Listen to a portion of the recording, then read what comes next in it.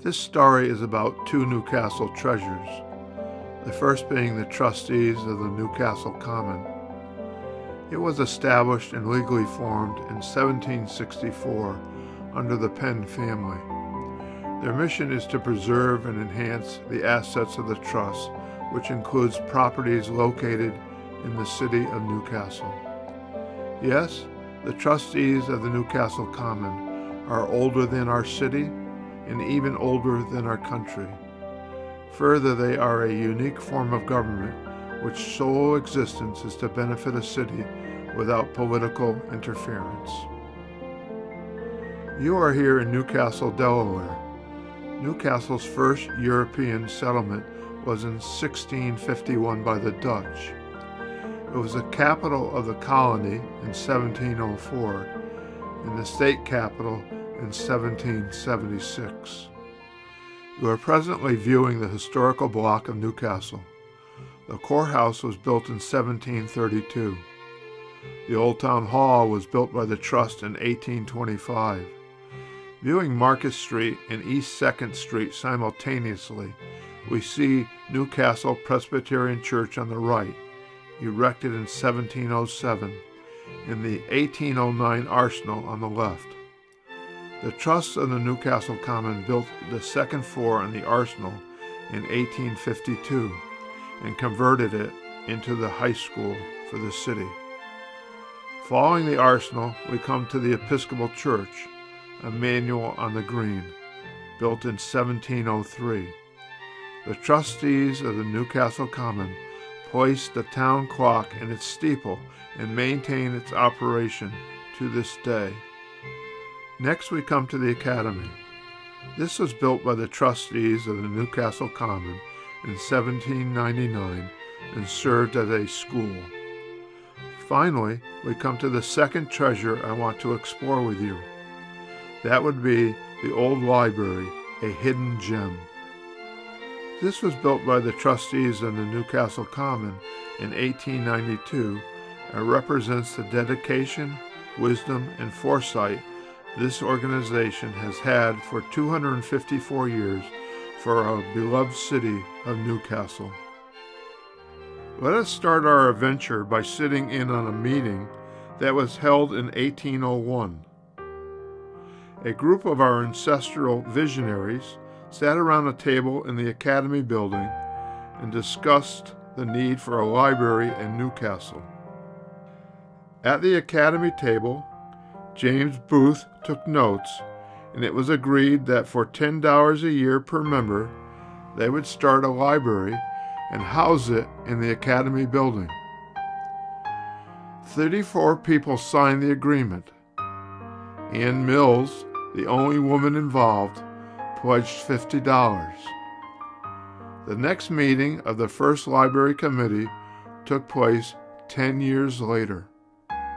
May 8th, 1811 was a warm spring day in Newcastle.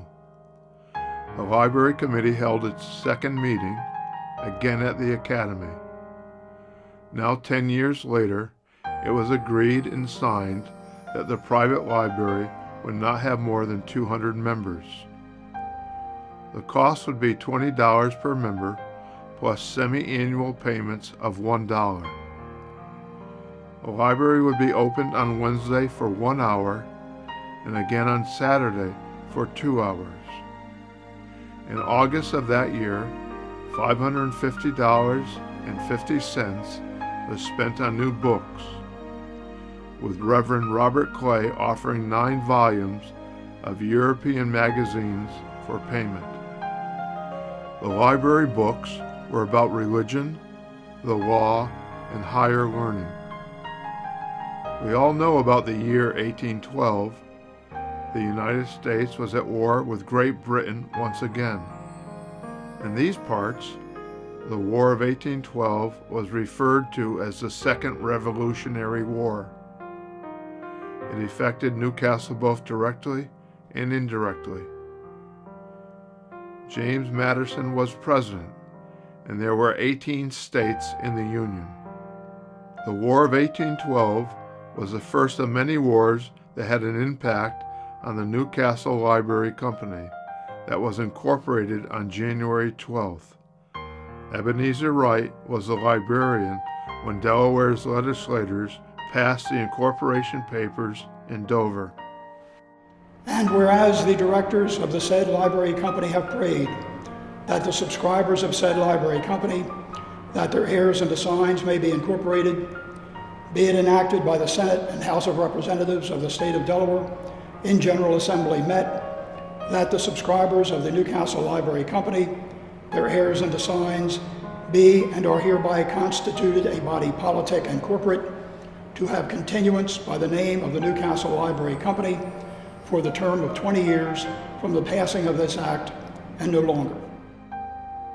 In 1813, there were 97 members of the Newcastle Library Company. Cash on hand was $6.71.5. The life of the Newcastle Library Company from 1812 to 1892 was a bumpy ride. Cash issues, lack of collecting late fees of 12.5 cents per day, and outside influences such as the War of 1812 placed many challenges on the 7-member board of directors. During this period, a motion was passed to allow the ministers of Newcastle use of the library. It was later added that lawyers, while in town, could use the library. A special meeting was held in 1819 regarding the fact that the Newcastle Library was still housed in the Academy building. In 1828, there were 12 million people in the United States that consisted of 24 states. Andrew Jackson was the president. The country had 50 colleges, 600 newspapers, and the circulation at our private library was 2,500 volumes. In 1840, with compulsory school mandated in the United States, the Academy had 240 students. The Civil War still had not taken place. Also, in 1840, a meeting was held between the library board and St. John's Lodge No. 2, a Masonic lodge. Consideration was made to build a joint building with a library on the first floor and the lodge on the second. This idea was tabled and never came to pass. 1892 saw many new buildings in the United States, including Ellis Island. There were 44 states. Grover Cleveland was president. The 7-member board of directors of the Newcastle Library Company purchased a plot of land 40 by 75 feet on Orange Street from Margaret Janvier for $1,000. You are now viewing that small parcel directly across from the Academy. The cost of the first purpose-built library building in Newcastle, the second oldest library in Delaware, was $5,500. The building committee was made up of Dr. J. Black, Julian Janvier, and William Ferris.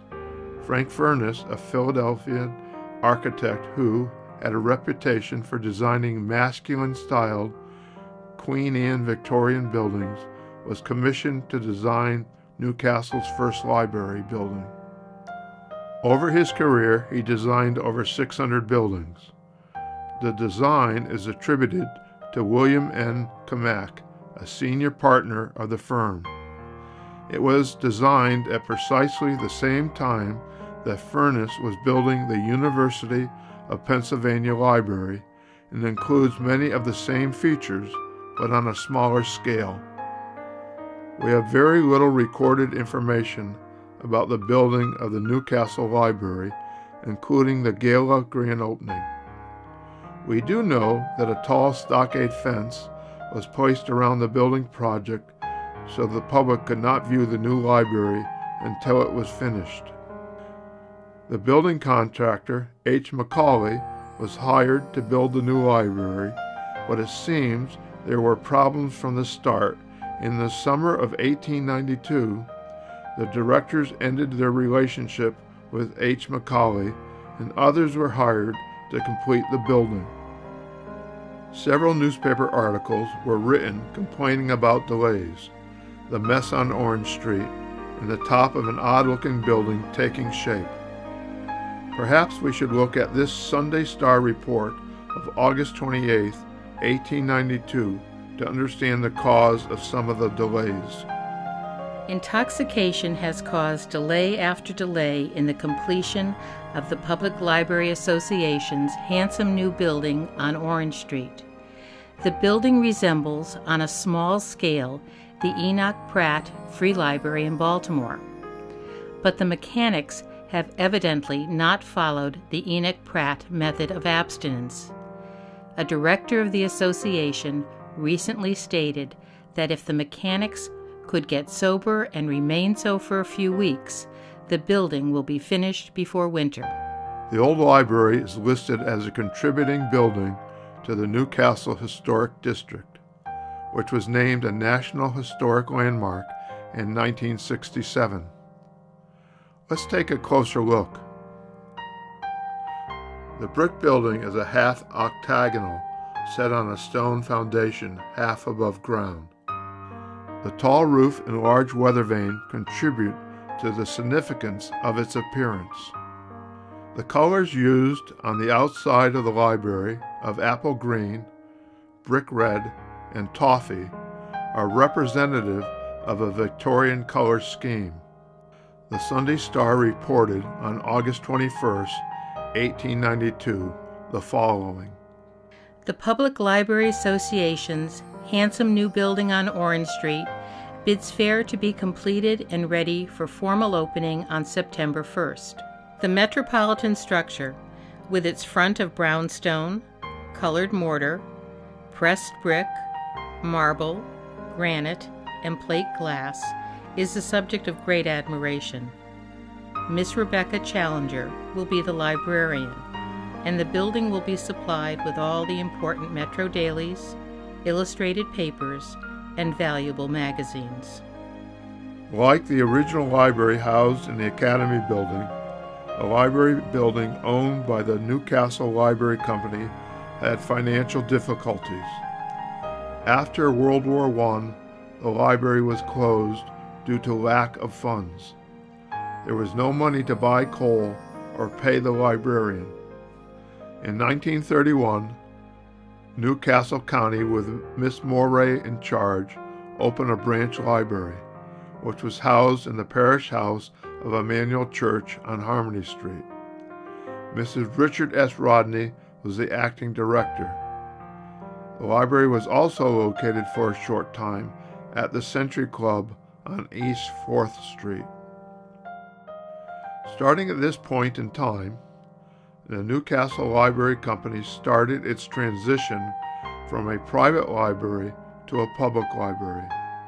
On April 28, 1942, it was considered totally public. Both the state and city appropriated money to support the library, but most of the funding was for the purchase of books and not for the building.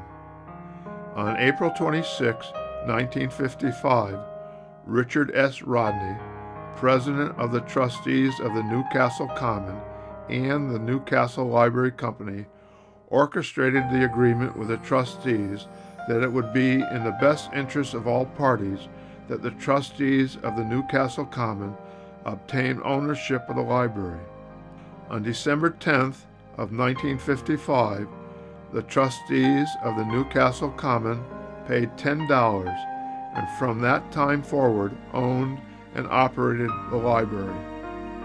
Richard S. Rodney is fondly remembered by his grandson, Dick.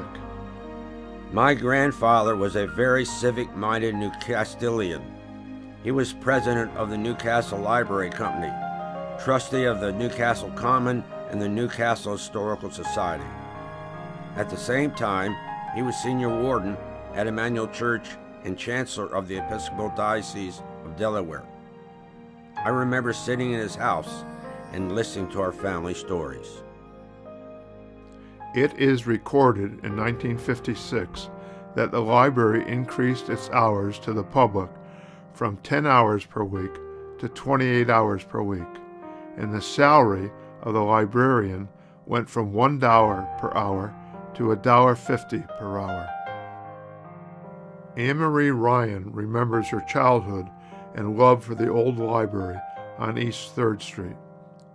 In April of 1997, Anne Marie Ryan reflected in the Newcastle Weekly about her visits to the old library. When I was 7, I would walk myself to the library. Inside the first pair of double doors, there was a huge radiator that made a loud hissing sound.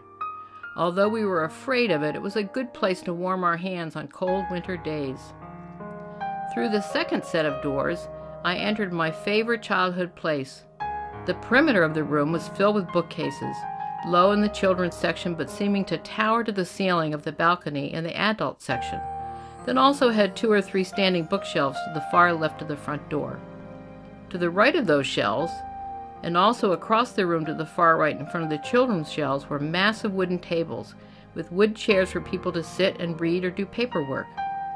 In the warm weather, the double doors directly across the room were opened. Upstairs, encompassing the total inside of the room, was a balcony with a wood railing protecting very valuable old books, and no one was allowed up there.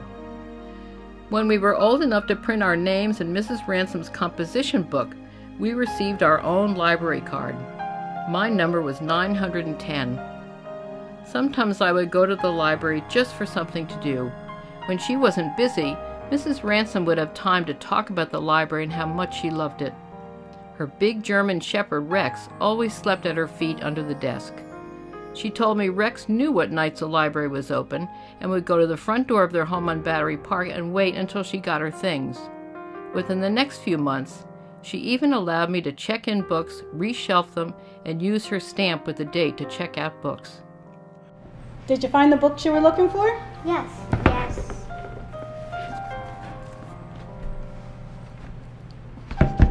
Thank you.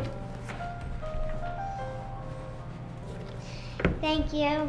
You're welcome. Have a nice day. I'll see you next week. If you are wondering what happened to the old library building, well, it took on a new life.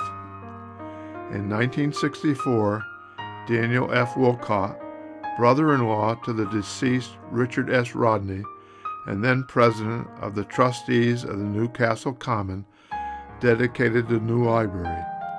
And the old library building was converted to a studio apartment. It was rented by Maureen Lagon. The library became a sculpture studio. She was an inventor, writer, teacher, and sculptor. She lived in the old library for $300 a year from 1964 to her death in 1980. The trustees realized that in 1980, the old library building needed a facelift. They spent $50,000 to modernize the building and replace the roof structure, which needed major repair. The water damage to the roof was more than expected. In 1982 to the present time, the trustees of the Newcastle Common has made the old library available to the Newcastle Historical Society. They use the main floor of the building as their exhibit hall. The Newcastle Historical Society is happy to work with the trustees of the Newcastle Common since 1982 to have the old library open, so it's once again a public building here in Newcastle. The building, presently called the Old Library, has had a life of many changes. From a library with several closings, home to a sculptor, an exhibit hall for local history, it has always been part of the Newcastle family. With the continued generosity of the trustees of the Newcastle Common, the visions of the Newcastle Historical Society, and the memories of Newcastle residents, Frank Furness's building will live for many years to come.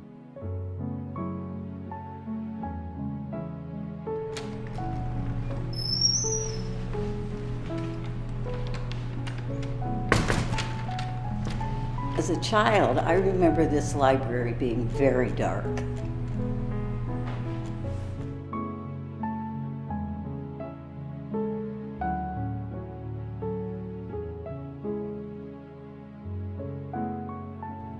In the summers, my sisters and I visited the old library. I was rather young. My sister would take us out to the back porch and read to us, enjoy the garden.